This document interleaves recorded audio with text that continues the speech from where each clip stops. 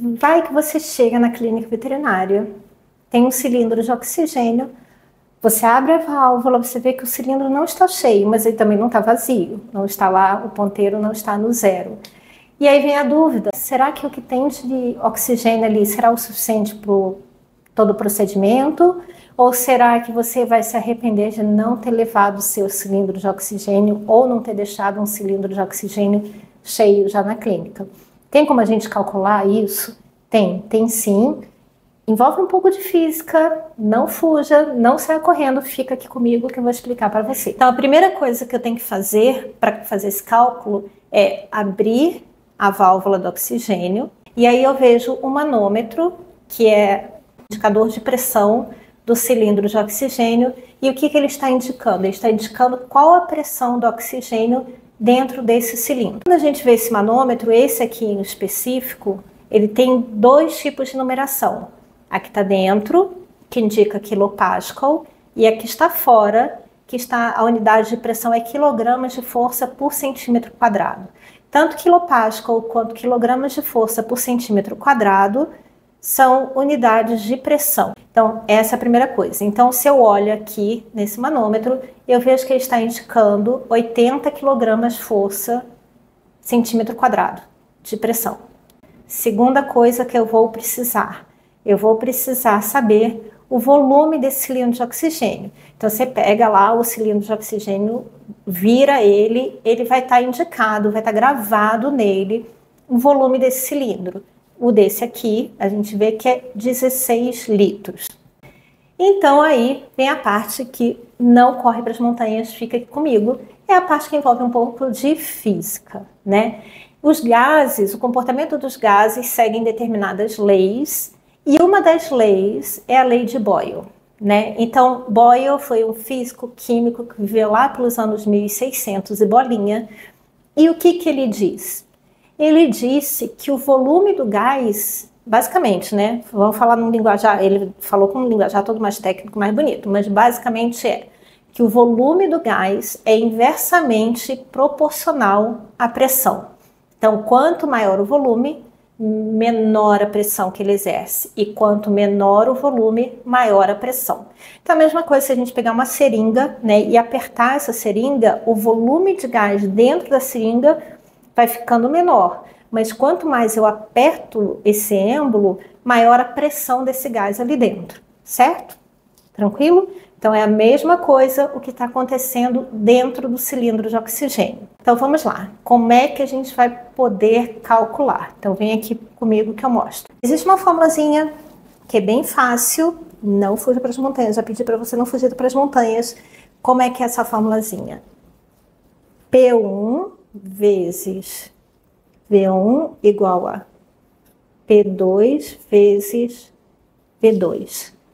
O que é isso? O que é P1, V1, V2? Ah, não fiquem loucos, calma. P1 é a pressão do gás dentro do cilindro, é aquela pressão que está mostrando lá no manômetro, que a gente viu que é 80. V1 é o volume do cilindro, que é o que a gente viu que estava gravado lá na parede do cilindro de oxigênio, que no nosso caso a gente viu que era 16. A gente tem P2. P2, qual é P2? Vamos lá. Eu quero saber quanto de oxigênio vai ter, uma vez que aquele oxigênio sai lá de dentro do cilindro. Então o oxigênio está lá dentro do cilindro todo apertado, comprimido, com a pressão alta. Uma vez que eu abro o cilindro, esse oxigênio ele vem para fora, né? Ele vem para o ambiente. Então ele expande, porque a pressão aqui fora é menor do que a pressão que está lá dentro do cilindro. Então essa pressão é a pressão do ambiente para onde ele vai. Que é onde? É onde ele está agora, que ao nível do mar é de 1 atmosfera. E o volume é o volume que esse ar vai ter sob essa nova pressão. Porque antes estava tudo apertadinho, feito uma mola encolhida, né? Tudo encolhido, apertado. E aí, uma vez que eu abro a válvula, ele vem para o ambiente, ele se expande, né? E aí vai adquirir um novo volume. Então, que volume que vai ser? Que é isso que importa para a gente, para saber quanto que esse oxigênio vai durar. Então, vamos lá. P1, a gente viu ali que era 80. vezes 16 litros, que é o volume do cilindro, que vai ser igual a P2. E aí vem a questão. Qual é a questão? Que a pressão atmosférica é um atm. Então, existem várias unidades de pressão. Existe milímetros de mercúrio, centímetros de água, quilogramas de força por centímetro quadrado, quilopascal. Então, quando a gente vai fazer um cálculo, é importante que todas estejam sob a mesma unidade. Então, aqui a gente está falando em quilogramas de força por centímetro quadrado. Lembra? Deixa eu até anotar aqui, ó. Quilograma força por centímetro quadrado. É o que a gente está falando aqui, certo? Então, a gente tem que trabalhar com essa unidade, ok? Então, uma atmosfera, que é a pressão que a gente tem, quantos quilogramas de força por centímetro quadrado é? Então, uma atmosfera é igual a 1 quilograma força por centímetro quadrado. Então, aqui vai ser igual a 1, que é a pressão atmosférica. Então, uma atmosfera, que é o que a gente tem aqui, que equivale a 1 quilograma força por centímetro quadrado, que é a unidade que a gente está trabalhando, vezes V2, que é a unidade que a gente quer. Vamos lá, então 80 vezes 16 igual a 1 vezes V2. Então, isso daqui daria 1.280 igual a 1 vezes V2, então isso aqui dividido por 1 vai ser 1.280 litros. 1.280 litros de oxigênio. E aí a pergunta é, quanto tempo vai durar isso daqui? Vai depender do seu fluxômetro. Qual a taxa que você de oxigênio que você está no seu fluxômetro. Então, se estiver 1 litro por minuto, então isso aqui vai durar 1.280 minutos. Quanto isso vai ser em horas? Pausa para a calculadora. Então, voltando da calculadora, isso aqui vai dar, se você fizer 1 litro por minuto no seu fluxômetro, isso aqui vai durar 1.280 minutos, que dividido por 60, né, porque 1 hora são 60 minutos, vai dar em torno de 21 horas de oxigênio. Então, às vezes, você acha que o seu cilindro está com pouco oxigênio, que não vai ser o suficiente, e vai ser o suficiente, certo? E aí, que vem aquela questão, né? Por que eu tenho que saber tudo isso aqui? Por que eu enchi essa linguiça? Por que eu falei de lei de Boyle e falei P1, V1, P2, V2? Falei da atmosfera, quilograma, força, centímetro quadrado. Por que eu fiz esse rolê todo? Se era só pegar, multiplicar a pressão que estava no cilindro vezes o volume do cilindro, que ia dar o valor que eu precisava. Para que dar toda essa volta?